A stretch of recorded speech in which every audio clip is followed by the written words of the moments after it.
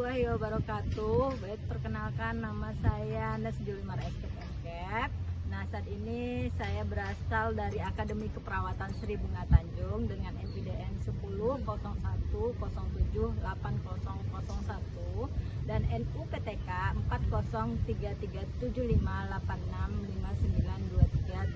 4033758659237153. Nah, saat ini kita akan membuat video pembelajaran tentang mata kuliah keperawatan gawat darurat. Nah, selanjutnya ayo kita masuk ke dalam untuk menyaksikan. Pembelajaran mata kuliah keperawatan gawat darurat ini di Akper Sri Bunga Tanjung dengan jumlah SKS 2 SKS, di mana ada SKS teori, 1 teori dan 1 praktik. Dengan kode mata kuliah SBT 3203. Mahasiswa yang akan melaksanakan perkuliahan ini adalah mahasiswa semester 5.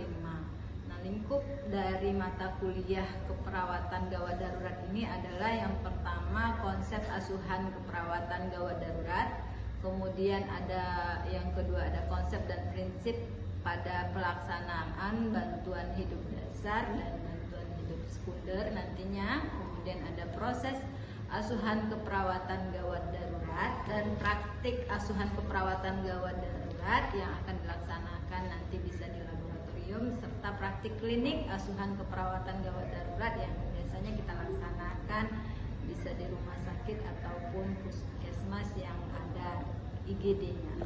Metode pembelajaran pada mahasiswa bisa melalui ceramah, bisa diskusi, bahkan bisa dilakukan role play tentang kondisi kegawat daruratan, serta nantinya ada praktikum yang akan dilaksanakan di laboratorium dan praktik lapangan nanti yang akan dilaksanakan baik di rumah sakit ataupun puskesmas yang ada di kota Dumai. Ya, Assalamualaikum warahmatullahi wabarakatuh. Waalaikumsalam warahmatullahi wabarakatuh. Alhamdulillah ketemu lagi di mata kuliah keperawatan gawat darurat. Kali ini kita akan bahas tentang triase. Oke, baik. Mahasiswa apa kabar semuanya? Baik, Bu. Alhamdulillah. Siapa yang tidak hadir?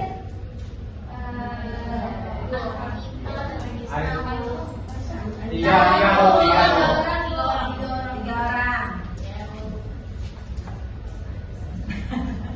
Tiga orang kabarnya tak?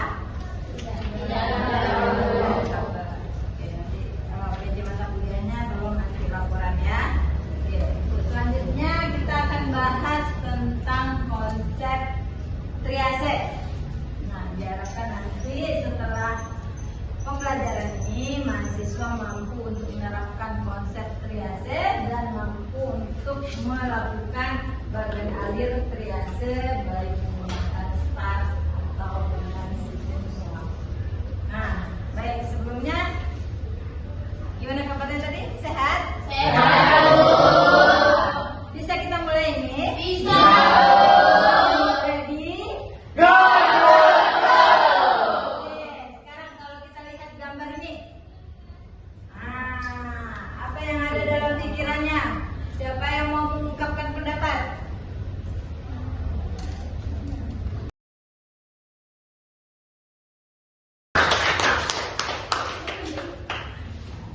Jadi kita lihat pengertiannya bahwa triase itu adalah prosedur bagaimana kita bisa memilih pasien berdasarkan berat cedera ataupun jenis gawat darurat serta transportasi yang diperlukan. Nah, artinya triase ini tidak hanya berlaku untuk pasien yang ada di rumah sakit, juga ada yang di lapangan. Misalnya ada kejadian tak diterapkan. Nah, metodenya bisa dengan menggunakan kalau di lapangan dengan start, ya apa? Start. Jadi metode simple, triase, and rapid. Nah, ini kita kenal dengan metode start. Nah, triase, prinsip penanggulangan dengan triase ini bisa kita lakukan berulang kali untuk memastikan bagaimana perkembangan dari kondisi korban. Ya, jangan nanti ini udah hijau ini kita tinggalkan begitu saja, nggak taunya dari hijau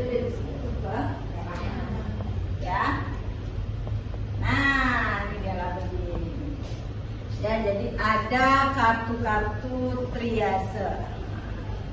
Ini kalau yang Sri Bunga Tanjung punya nih, alhamdulillah bagus ini. Jadi ada kartu merah katanya. Ada kartu merah, ada kartu hitam. Ya.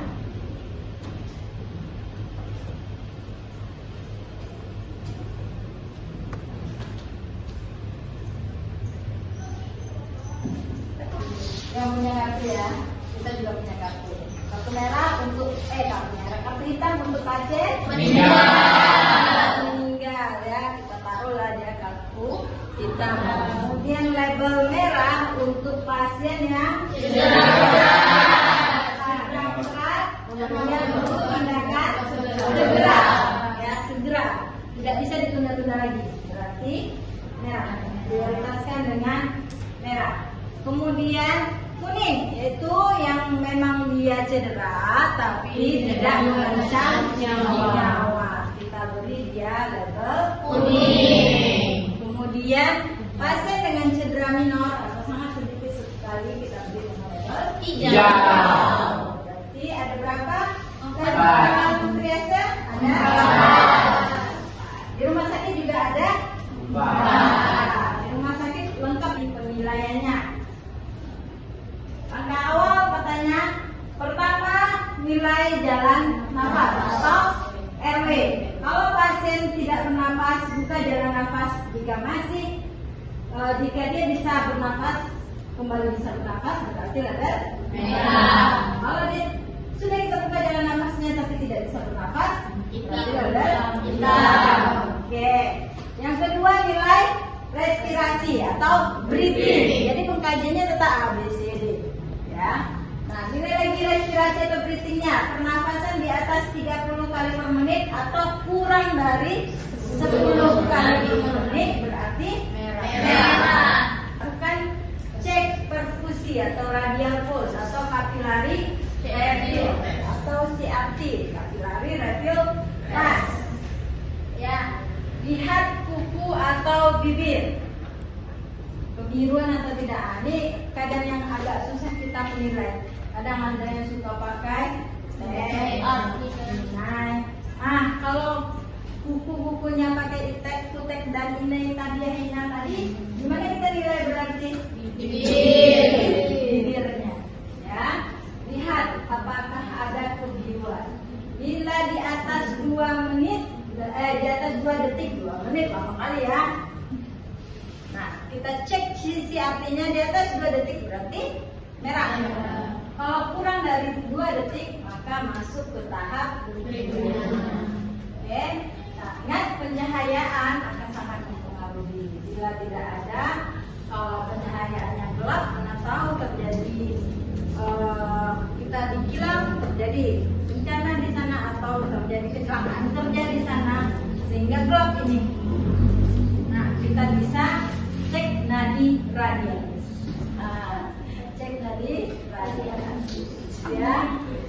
Cek apakah bila tidak teraba atau lemah berarti merah.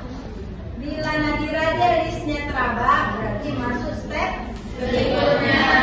Oke, berikutnya langkah status merah. Cek kesadaran. Berikan perintah sederhana. Ya. Jika dia dapat mengikuti perintah, beri kuning, label kuning. Jika tidak dapat mengikuti perintah, beri label merah. Tentang bagaimana ataupun apa yang terjadi. Kalau merah itu berarti yang betul-betul mengancam, berarti masalahnya bisa ada di RW, di breathing, di sirkulasi. Ya, bisa terjadi shock, perdarahan, open chest wall, ya, bisa trauma abdomen, pneumotoraks dan trauma kepala. Nah, pada kondisi ini pasien bisa diberi label merah. Nah, label kuning pada pasien luka bakar, multiple trauma, trauma spinal, abdominal injury dan eye injury. Jadi bisa di label kuning. Jadi kalau jatuh habis manjat pohon kelapa suka manjat pohon kelapa? Alam. Alam. Ya, ambil pohon kelapa, bukan pohon kelapanya yang jatuh, tapi dia yang jatuh ke duduk, kena trauma injury spinal. Itu di level berapa? Kuning. Ya. Nah, kemudian hijau jika terjadi masalah seperti sprain, masalah psikologis ataupun memang tidak ada luka. Ya, mungkin kecelakaan, trauma, ya, tapi tidak ada luka. Itu bisa kita beri label hijau. Kemudian hitam, kapan? Bila memang fatal, kemudian tidak ada respon serta tampak tanda-tanda kematian. Itu sudah langsung di label hitam. Oke, organ prenata laksananya biar simpel, biar gampang mengingatnya. Ingat, ketika terjadi bencana, terjadi kecelakaan atau apapun, ya, jika pasien bisa berjalan otomatis hijau. Ya, kalau dia tidak bisa berjalan, kita lihat lagi, dia bernafas atau tidak. Ya, kalau dia bernafas berarti masuk pengkajian step berikutnya. Ya, tapi kalau dia tidak bernafas maka buka jalan nafas. Dia buka apa? Jalan nafas. Kalau jalan nafasnya tidak dibuka tapi tidak ada pernapasan maka hitam. Kalau seandainya dibuka jalan nafas, pasien bisa bernafas maka berarti masuk ke merah. Nah, setelah kalau dia kurang dari 2 detik kita masukkan ke pengkajian berikutnya, cek status merah. Ya, kalau pasiennya sadar kuning. Kalau pasien tidak sadar merah. Okay, understand? Yes. Ada pertanyaan? No. Sudah bisa dipahami? Bisa. Pastikan dengan evaluasi ya. Iya, Bu.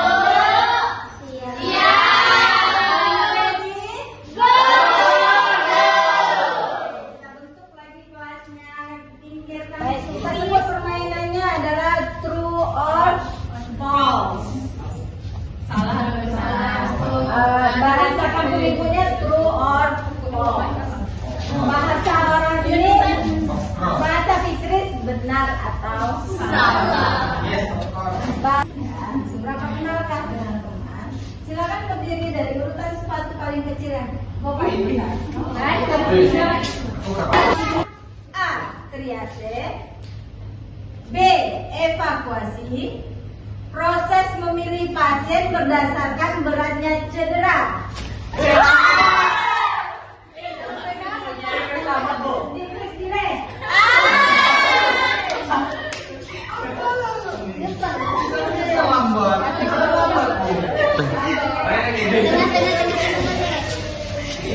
Selanjutnya, apakah A. hijau atau B. kuning diberikan pada pasien yang dapat berjalan?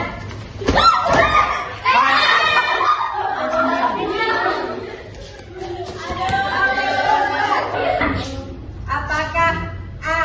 merah atau B. hijau? Label triase untuk pasien cedera berat dan perlu tindakan segera.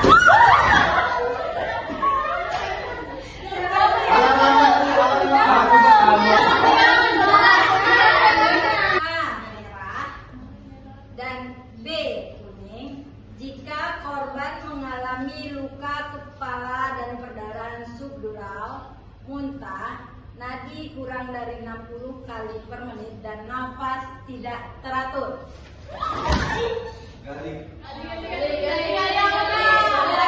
Apakah A. merah atau B. kuning jika ditemukan pernapasan pasien 48 kali per menit?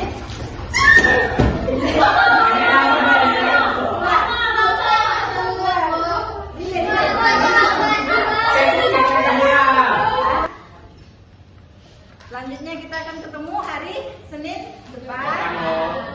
Ya, masih mata mata kuliah yang sama, kita akan masuk ke materi berikutnya tentang bantuan hidup Dasar.